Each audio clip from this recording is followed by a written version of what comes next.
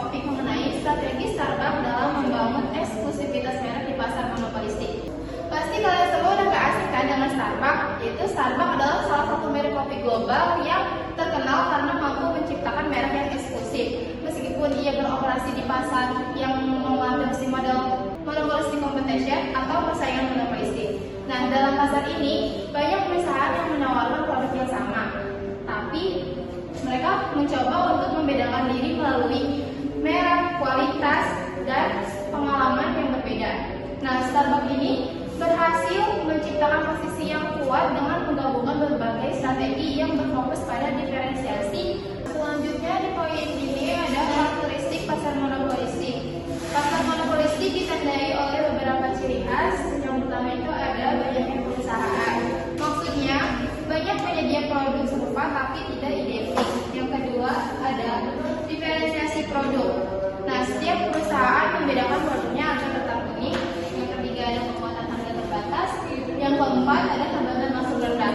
Nah, jadi Starbucks meskipun berada dalam pasar monopolistik, ia berhasil mengatasi tantangan ini dengan menciptakan merek yang sangat kuat dan eksklusif. Mereka memanfaatkan diferensiasi produk, pengalaman pelanggan, dan branding untuk mengatasi persaingan. Selanjutnya ada strategi diferensiasi produk. Starbucks ini menggunakan diferensiasi produk untuk menjadi salah satu strategi utama dalam menciptakan eksklusivitas merek.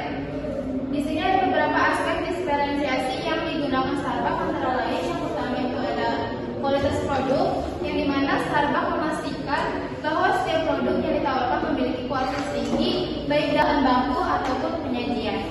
Yang kedua ada pilihan menu yang beragam. Maksudnya, Starbucks ini memberikan kebebasan kepada pelanggan untuk menyesuaikan minuman mereka sesuai dengan preferensi pribadi atau sesuai selera mereka. Yang ketiga ada produk musiman dan eksklusif, yaitu maksudnya Starbucks sering sekali memperkenalkan produk musiman yang hanya tersedia dalam periode tertentu.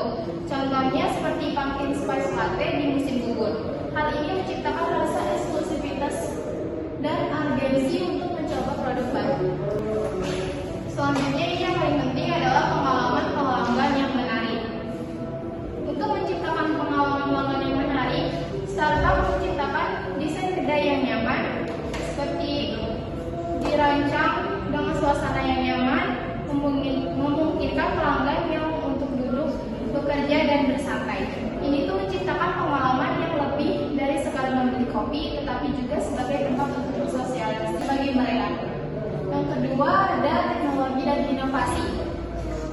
Starbucks ini menggunakan teknologi seperti aplikasi mobile yang memungkinkan pemesanan dan pembayaran tanpa kontak langsung.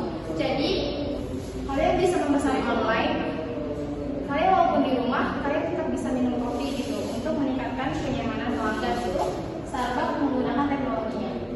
Kemudian yang ketiga ada pelayanan pelanggan yang personal. Nah, barista di Starbucks ini dilatih untuk memberikan pelayanan yang ramah dan personal, menciptakan hubungan emosional dengan pelanggan. Kemudian ini juga penting, yaitu branding dan identitas merek.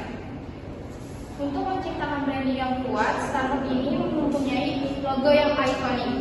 Logo sirai Starbucks yang hijau telah menjadi simbol global yang mudah dikenali dan memiliki asosiasi positif dengan kualitas dan eksklusivitas. Kemudian ada citra premium. Dengan harga yang lebih tinggi dibandingkan pesaing, Starbucks mengkomunikasikan citra premium dan eksklusif. Pelanggan merasa bahwa mereka membeli lebih dari sekedar kopi, mereka membeli pengalaman dan status. Kemudian yang ketiga, komunikasi merek. Starbucks selalu mengkomunikasikan nilai-nilai mereka seperti berkelanjutan, etika dalam rantai soccer, dan pemberdayaan komunitas melalui kampanye iklan yang dibuat. Nah, selanjutnya, Starbucks ini selalu mempunyai program loyalitas atau Starbucks Rewards. Jadi, Starbucks memperkenalkan program loyalitas yang memungkinkan pelanggan untuk mengumpulkan poin setiap pembeliannya. Poin ini dapat ditukar dengan berbagai hadiah seperti minuman gratis atau keuntungan eksklusif lainnya.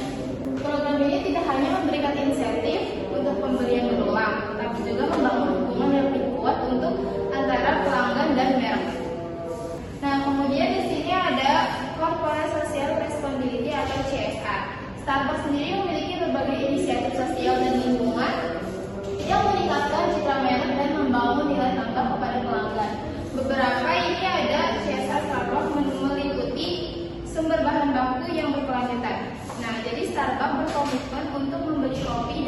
petani yang menerapkan praktik pertanian berkelanjutan. Kemudian yang kedua ada program kemitraan dengan petani. Itu maksudnya Starbucks ini juga terlibat dalam membantu petani kopi meningkatkan kualitas dan berkelanjutan bisnis mereka. Yang ketiga ini ada pendidikan dan pelatihan. Jadi Starbucks ini mendukung program pendidikan dan pelatihan bagi karyawan dan komunitas yang lebih luas. Nah, inisiatif ini tidak hanya meningkatkan citra merek, tapi juga menarik konsumen yang peduli terhadap masalah sosial dan lingkungan, sehingga menciptakan asosiasi positif dengan merek tersebut. Jadi inti dari pembahasan hari ini adalah Starbucks berhasil membangun eksklusivitas merek di pasar monopolistik dengan kombinasi strategi diferensiasi produk, pengalaman pelanggan yang unik, branding yang konsisten, dan loyalitas yang efektif. Meskipun ia berada di pasar yang sangat kompetitif, Starbucks mampu mempertahankan posisinya sebagai merek global dengan menarik pelanggan yang menghargai kualitas, kenyamanan, dan nilai-nilai sosial yang ditawarkan. Starbucks ini adalah eksklusivitas merek bukan hanya tentang harga atau produk, tetapi juga pengalaman holistik yang mereka ciptakan bagi pelanggan. Materi ini memberikan gambaran jelas tentang bagaimana Starbucks menggunakan strategi manajerial dan ekonomi untuk memperkuat posisinya di pasar monopolistik. Perkenalkan, nama saya Siti Khadijah. Saya ingin bertanya, mengapa keberagaman menu penting dalam mempertahankan loyalitas pelanggan di pasar kompetitif? Ya, sangat penting karena keberagaman menu itu membuat pelanggan tetap setia, apalagi di pasar persaingan yang ketat. Nah, soalnya setiap orang punya selera yang berbeda kan. Jadi kalau pilihannya banyak, pelanggan bisa nemu minuman yang cocok sama mereka. Selain itu, menu yang bervariasi bikin pelanggan gampang bosan karena selalu ada hal baru yang bisa dicoba. Apalagi kalau ada menu musiman yang cuma muncul di waktu tertentu, itu bikin orang penasaran dan ingin balik lagi.